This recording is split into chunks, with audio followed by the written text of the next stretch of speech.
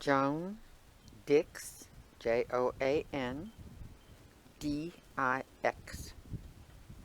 And how old are you, Joan? I'm 80, And when was your date of birth? March the 30th, 1940. And where were you born? Philadelphia, Pennsylvania. And I can confirm you are female, right? I think so. Right? Last I checked. How many years have you lived in Missouri? Since I was 4, 1944. And have you lived anyplace else? In Chicago. What was your occupation? I'm a teacher. Initially, I was in nurses training at Barnes Hospital in St. Louis, and they would not allow you to be married and be in nurses training at that time. And so when I met my husband, and he had asked me to marry him, he said, "I'm not going to ask you to quit." But I finally said, "You know what? I think I need to quit nurses training because the main issue at that time, in that day and time, was birth control. And they just didn't want nurses in training that might have a pregnancy. So I just said, I can't just keep saying no. I want to get married. So, And tell me a little bit about your teaching career. well, I've done a lot of things in my teaching career. Initially, I taught at Birch Tree in just a few miles from a town, just a few miles from Eminence, and I taught second grade. And then I came into Eminence, which was a lot closer to where I lived and didn't have to drive so far. And I taught second grade there for a few years. And then an opening came in the remedial programs. They were with the federal government programs, and I taught remedial language arts, and then remedial mathematics, and then I was asked to be the counselor at the high school, and I went back to college and did that, got a degree in counseling, and I worked at the elementary in remedial programs half a day, and then I went to the high school half a day for junior high and high school. Then I moved on to Houston, Missouri, out of the co-op that they had. It was a cooperative of, at that time, 13 schools. And so I was an evaluator, an academic, and then psychological evaluator for the co-op for 5 years. And what did that really entail? Well, certain children who have difficulties, the school kind of targets that child and says this child needs to be evaluated and see if they have any problems in reading or in math or whatever language or whatever it is. So there was a team of us that would go into the school and we would do evaluations. I did the academic, another person did um, the language, speech and language, and another person did the psychologicals. And then based on a person's IQ as compared to their academic performance, if there's a discrepancy, then they can qualify for special education. And so we did that. And then later on, I moved on up to do the psychological examinations. And I mean, it seems like it all just kind of happened naturally. It did. Yeah. It did. Hmm. And then, yeah, when I was asked to be the counselor, I only had one class in counseling, and that was in testing. So uh, the school paid for me to go back and get my certification in that area. And it took several years, night classes in Springfield. I would work during the day and then drive to Springfield at night and go. Yeah, And then after that, when I came back here and was retired from the cooperative, um, I was asked to teach preschool. And I did preschool for half a year because the teacher was leaving there. And then I did some long-term subs jobs in kindergarten and first grade and third grade. And I was also then asked to be a speech implementer. So I did that. What does that mean? Okay, I worked under a speech pathologist out of the cooperative, but I was able to go by her directions. She would do the evaluations and then say this child needs help in these areas, and then I would find the things that needed to be done for that child. And let's see, then after that, I moved into second grade and taught second grade half-time. Then from there I went into, let's see, it was called Reading First. They had the Reading First program, and I worked in the Reading First program, half-time. I split it with another lady. And then we went back into a remedial reading program under Chapter 1 and did that. And then the last year I taught was kindergarten. And I did that. Judy Stewart and I split that. She's the one I worked with all the time. For 7 years we did different kinds of split jobs. She did the first quarter, I did the second, she did the third, and I did the last. That's how we did the kindergarten class. And then what year was that you... Oh, what year was that? I don't remember. It just is a blur. I don't really remember what year that was that we finished it up. What year was the year that you officially retired? Well, I mean... 1997.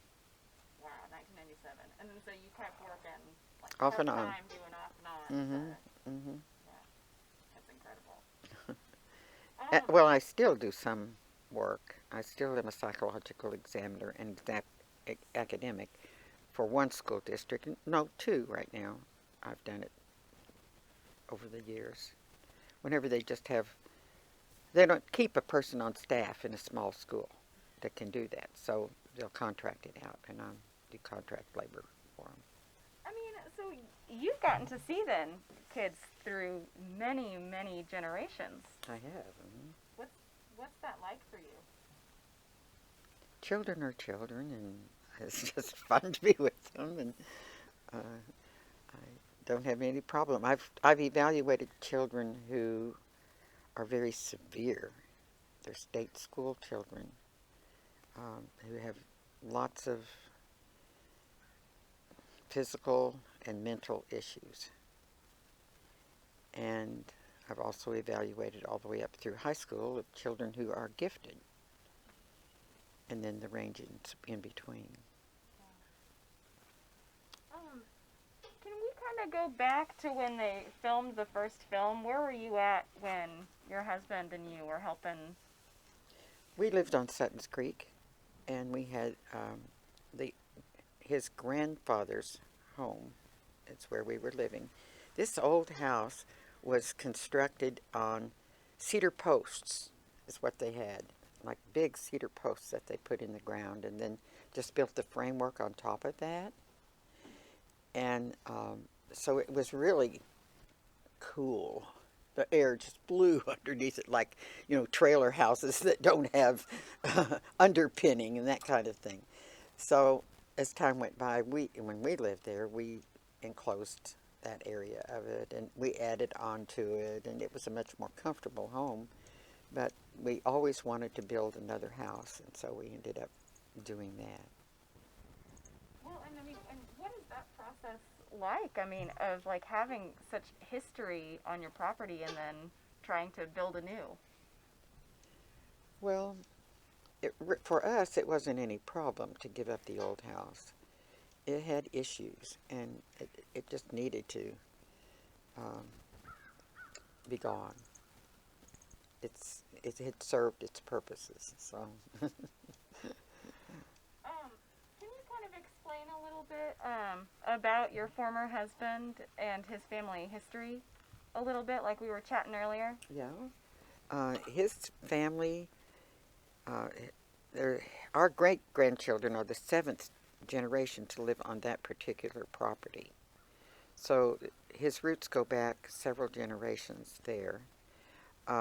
His mother was just a small child when her family moved into the house, but his grandparents had built the house and lived there. So, I mean, her grandparents had. So I'm sorry there. It was her grandparents. And they traded houses.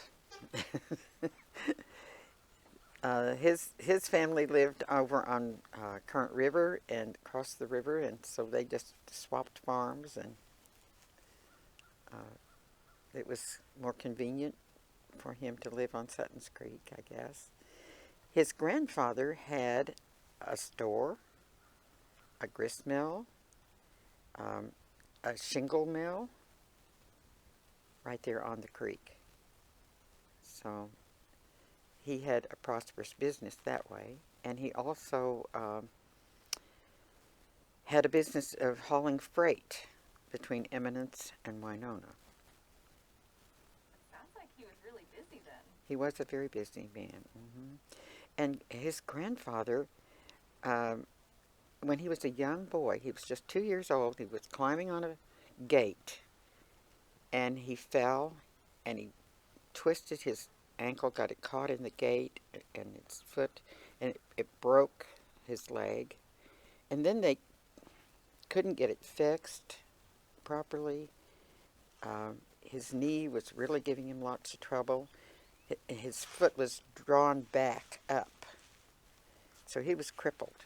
And they tried to do things for him to try to get him to doctors that would help. And finally, one doctor said, well, take him to Colorado, and they can do something. There's a doctor out there that can do something for him. And they went by covered wagon out to Colorado,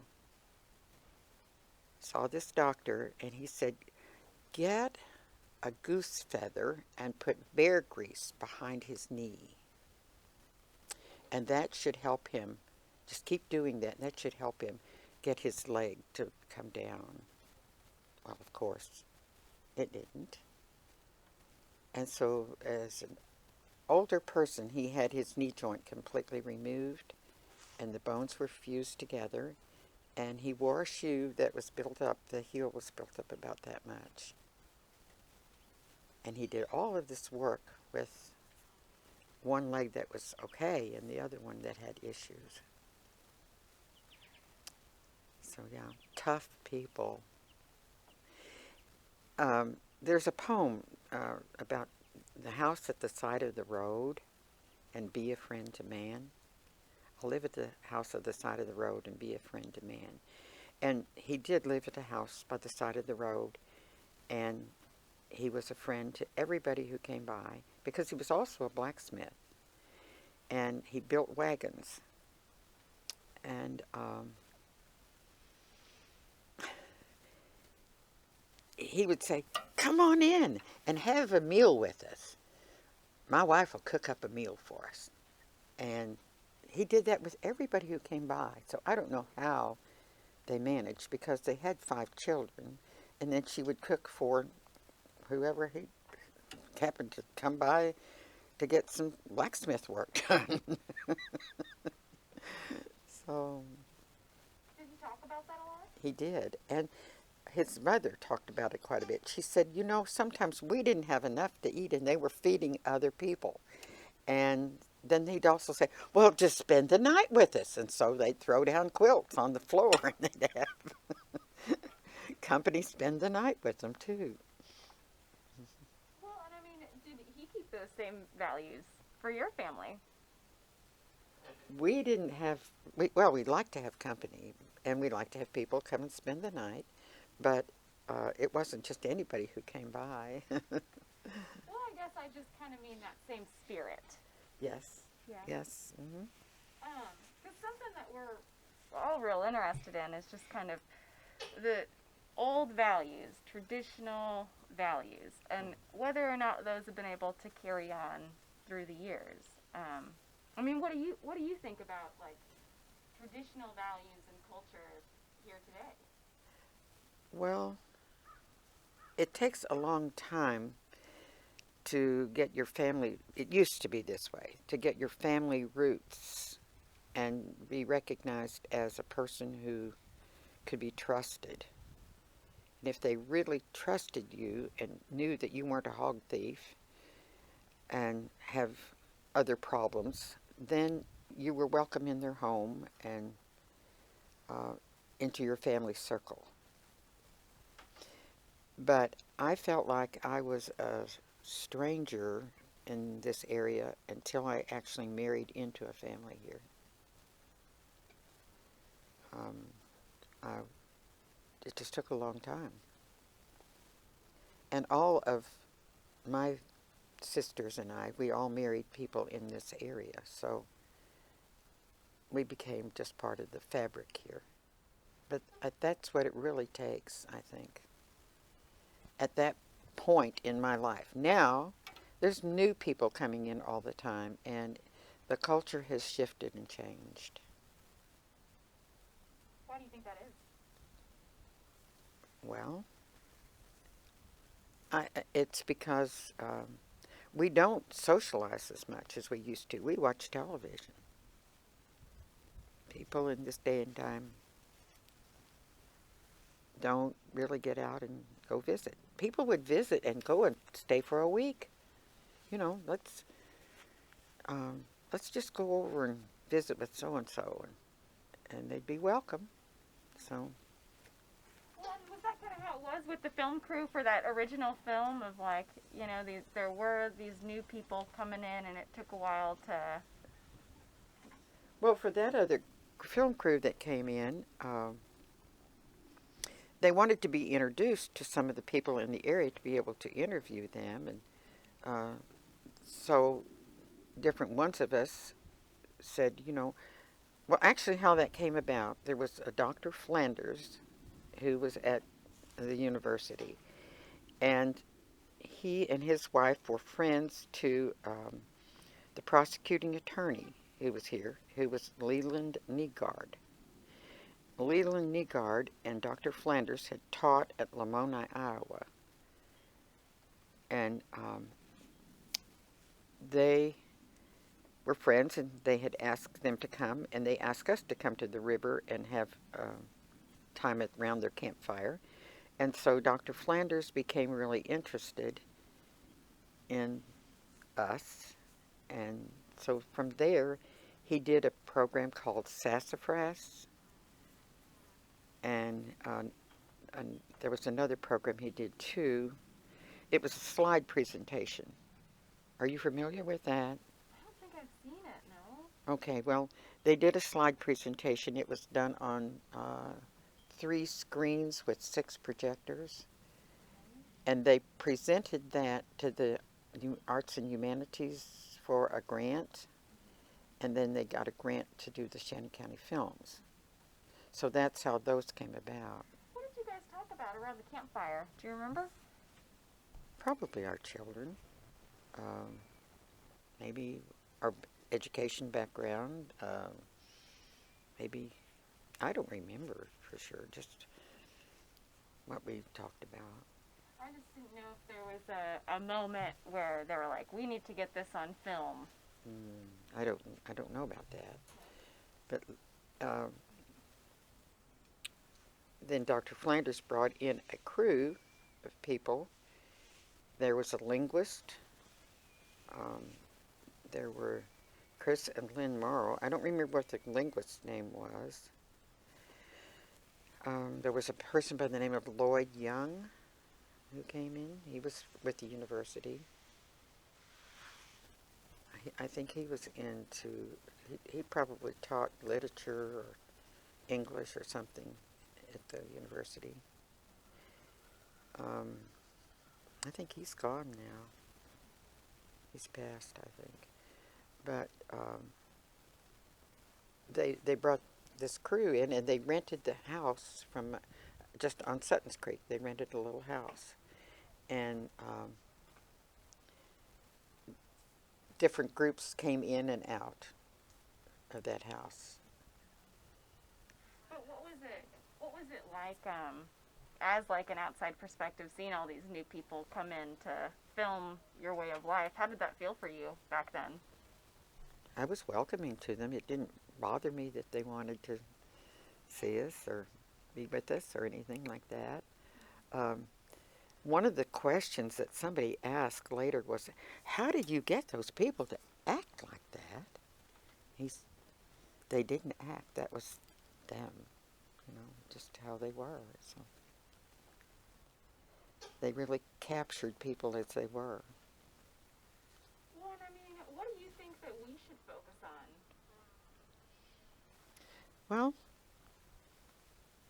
some of the past, but also the next generation. To me, that's what you're doing, is the next generation, the next overlay of people, the next directions that this area is taking. In those films, there was Shannon County Home, and then in Shannon County Hearts of the Children. And in Shannon County, the Hearts of the Children, there were projections as to what would be happening to this area. And I think if you touched back to that film and what they thought was going to be happening here, and then what is happening here, I think you'll see it's two different things, how it's evolving. So one of the things that they really thought was going to happen is that, we want to wait for the dog. Well, no, I was actually going to say specifically about those changes. Yeah, and that it kind of was what I was getting at. What kind of changes do you see? Well, I see an influx of a lot of people who have come to the cross-country trail ride, and they absolutely love this area. They just fall in love with it, and they say, I've got to find a piece of property, and I have to build a house there. I want to retire there. I want to live there. I want to bring a business there, various things like that. So it's primarily those people who are attached to horses that I have seen coming in. And they're good people for the most part. We don't have, it costs a little bit to move here and to build a house and to put in your farm and to have your horses and all that too. So you have to have some wherewithal to be able to do that. Well, and has there been kind of a lull of people moving in? Because there was that big Back to the Landers movement that was documented in that first film, and it seemed like there was kind of a lull, and now, especially with the wild horses of Shannon County, there's like kind of a rebirth. What happened in the in between? I think there's been people moving in all the time. It's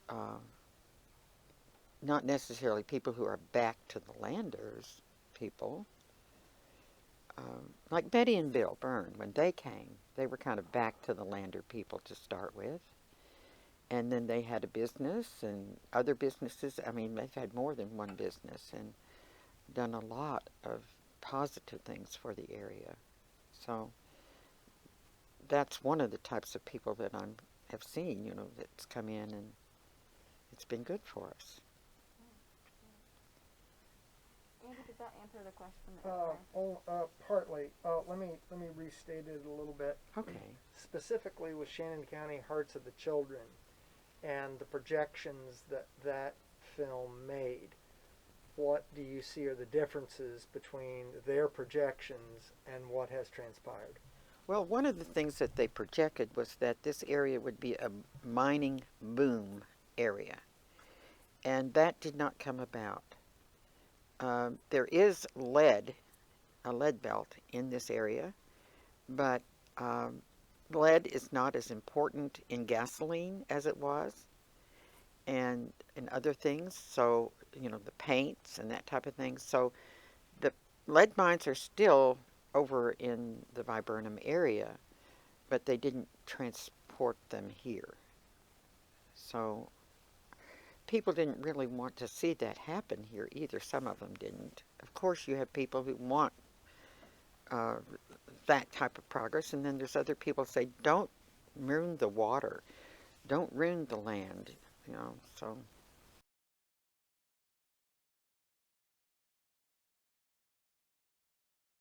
Well, some of those young people are actually still here. Their families are still here. And they went into construction.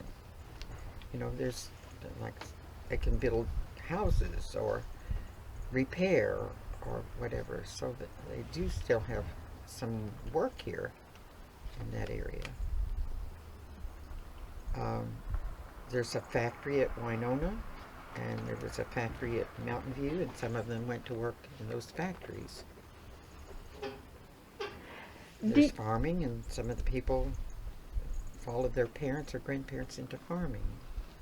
When you are at the schools, what are the kids talking about doing after they graduate? Different ones have different ideas of what they'd like to do, some of them want to go into the military. Some of them would like to go into the medical field of some sort. Some of them want to be lawyers.